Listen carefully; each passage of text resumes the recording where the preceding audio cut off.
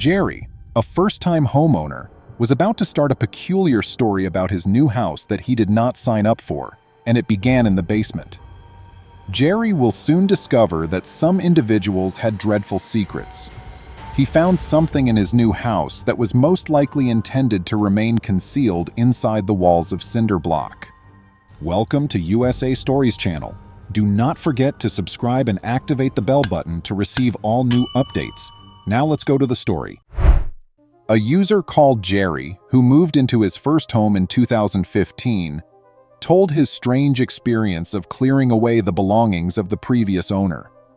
When the house was sold as is, it was in dire need of some renovations and cleaning because the elderly guy had died. Jerry was fine with the house requiring some maintenance because he was a first-time homeowner. He had no idea what mysteries he was going to uncover or what he was getting himself into. Jerry focused on the unfinished basement after 2 weeks of relocating his belongings and doing some much-needed remodeling.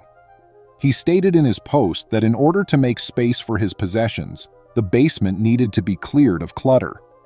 A huge piece of plywood that was clearly out of place was resting against the cinder block wall in the basement as Jerry was clearing it out. He managed to pry it off. Jerry found a huge hole in the wall where more cinder blocks should have been, suggesting that the wood was concealing another chamber. The location almost had the appearance of a bunker, but that was illogical. How come it wasn't cleaned out? It appeared as if no one had visited in a long time. Could the former owner have been concealing something? At this point, I am a little shocked and a little scared, wrote Jerry. His curiosity won out and he clambered through the little opening.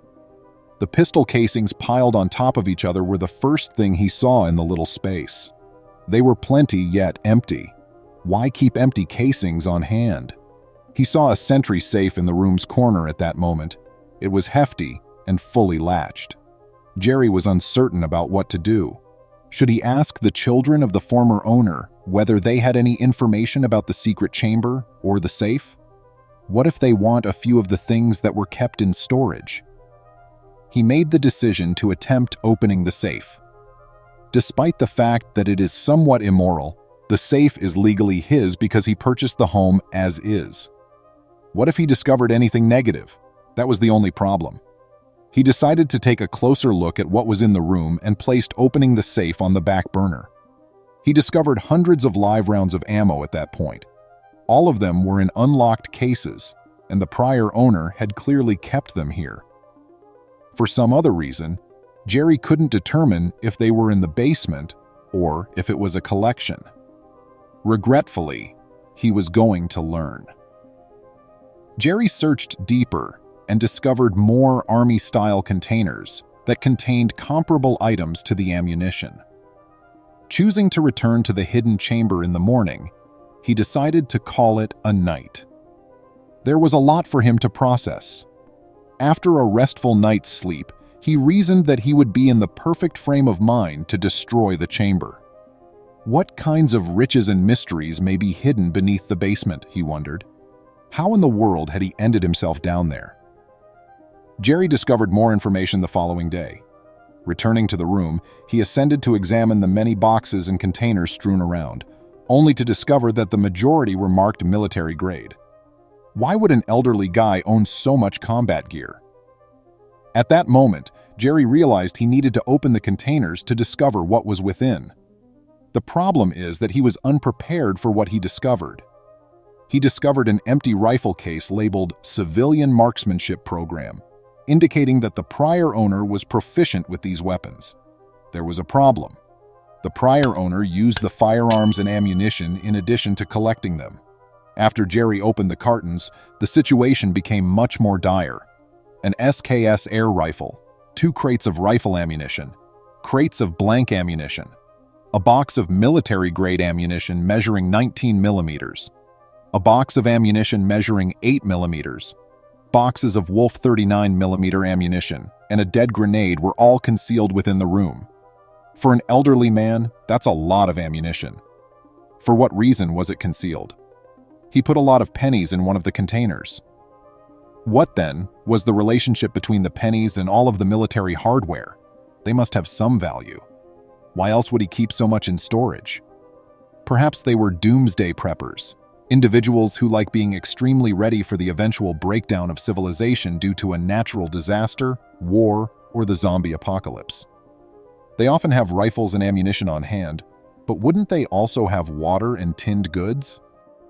Let's return to the heavy-duty, eerie safe in the corner. Jerry would have to find a way to unlock it in the room because the weight prevented him from moving it. Since he couldn't crack the code, he collected his father's tools and attempted to break it open. Jerry eventually phoned a locksmith after attempting to crack the safe open for far longer than he would care to admit. Jerry posted on his now-growing Imgur thread to inform everyone that the locksmith will be stopping by on Monday and to check back for further information. Everyone was eager to see what was inside, it seemed. What possible reason could the elderly guy have for locking up military-grade firearms and ammo if he felt it was okay to put them out in the open? Jerry didn't reply to the Imgur topic again after that. The internet community started speculating about what may have happened to him after the radio quiet.